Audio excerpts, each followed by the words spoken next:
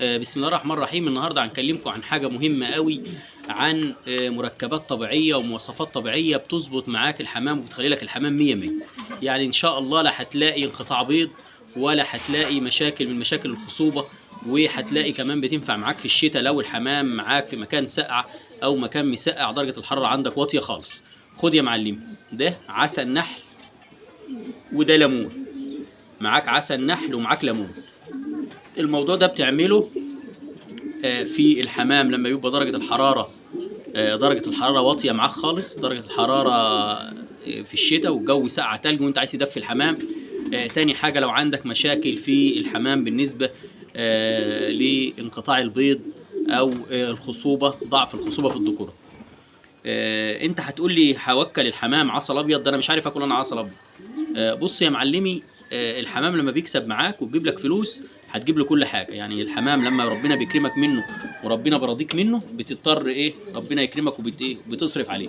ثم برطمان ده هيعمل له يعني هيعمل له مثلا 100 جنيه هيكفي الحمام فتره كبيره معاه. انا بنستخدمه ازاي؟ اوريك الاستخدام ازاي.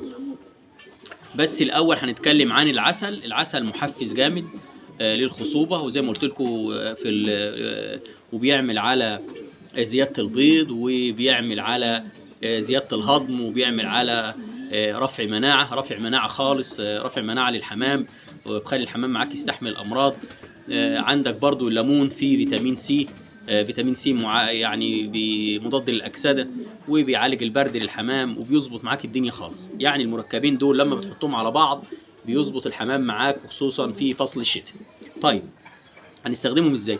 في فصل الشتاء ما ينفعش تحطهم على الميه، لان الحمام بيشرب ميه بنسبه بسيطه، وممكن طعم الليمون الجامد في الميه ما يخليش الحمام يشرب في الميه. طب استخدمه ازاي؟ انا بستخدم على الكلفه. فانا حضرتك اهو بجيب الكلفه بتاعتي اهي، دول المعيار اللي الحمام هياكل منه، ده المعيار اللي الحمام هياكله، دي الكلفه المعيار الحمام هياكلها. هجيب معايا كوبايه اهي، وليكن صوري هنا كده تحت كوكا. همسك الليمون معايا اهو،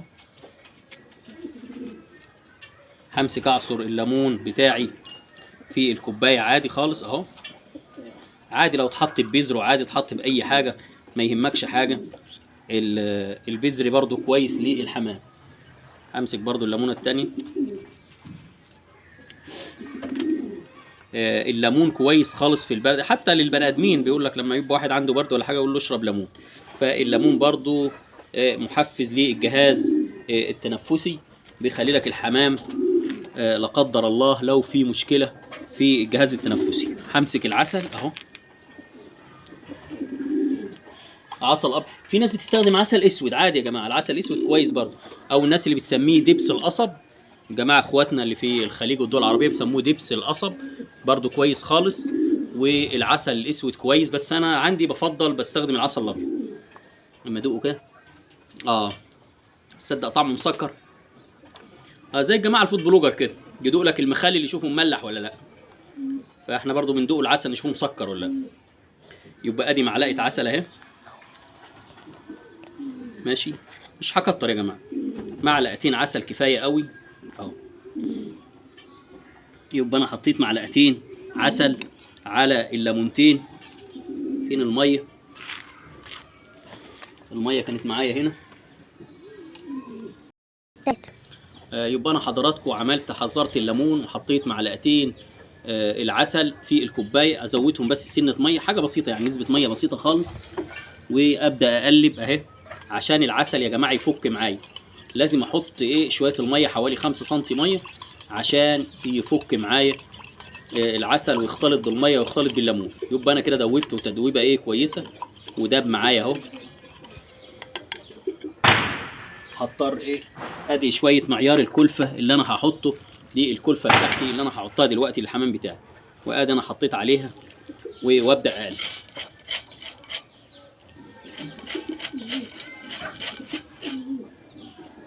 هبدا اقلب الكلفه بتاعتي.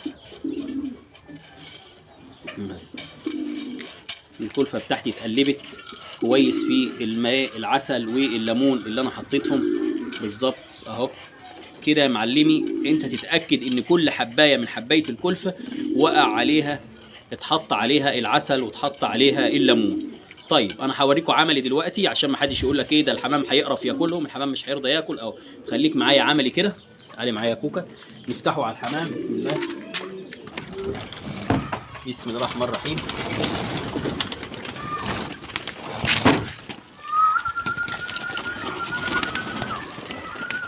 بص كده يا معلمي اهو الاكل اهو اللي انا هحطه للحمام اهو. الحمام بياكل، صوري الحمام وهو بياكل. اكل صوري الحمام، الحمام اهو بياكل في الكل، والحمام شغال بسم الله ما شاء الله اهو. قربي من الحمام خالص، قربي وريه هو بياكل. الحمام بياكل.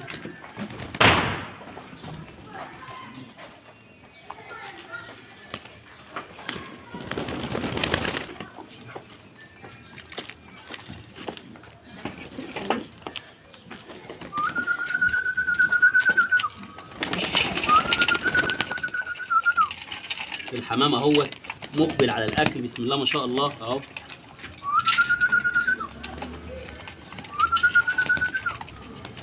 انا كده حطيت المعيار بتاعي وحطيت الاكل بتاعي، والحمام بسم الله ما شاء الله الحمام شغال وعمال ياكل على اخره بسم الله ما شاء الله اهو.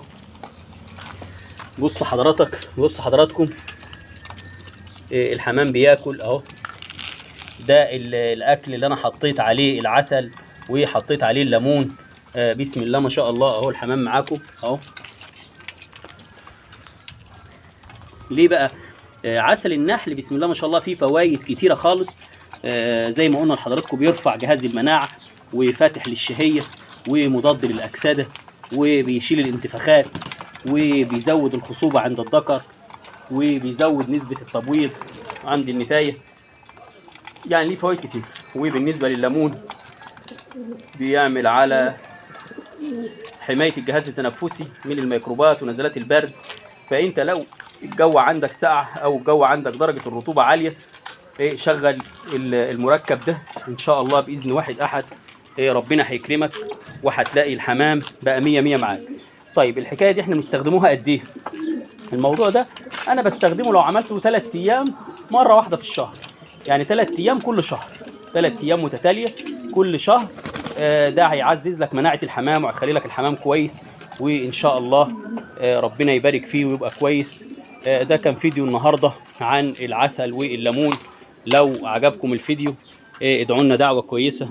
اخوكم طاهر غاوي حمام، والسلام عليكم ورحمه الله.